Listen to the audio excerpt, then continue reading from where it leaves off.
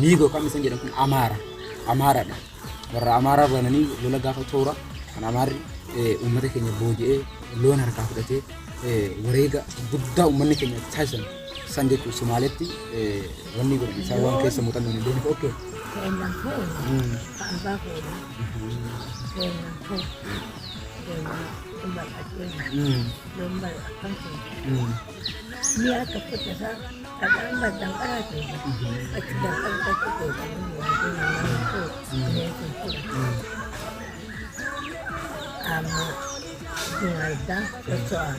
Namine sampai karena dia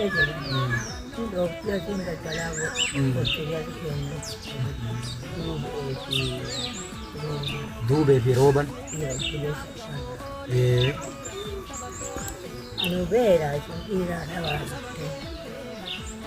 jaran amma barga jala beetten tahu sangka kan ajjeefachuuf dhufte kana iyaara dhalloon akkana gajjalaa teesse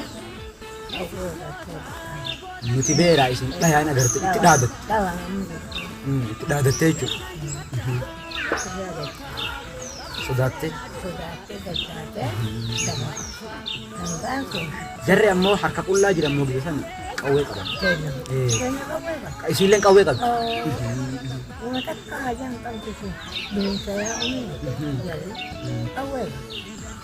Karena isin bahasa ini dube waqo dube roba obbolo woni sa gara tokko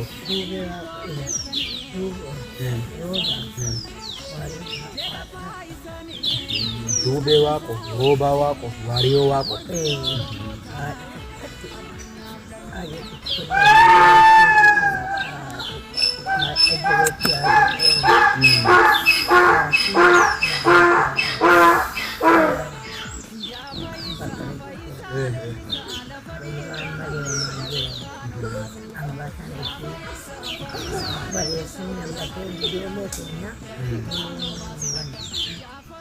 Betul.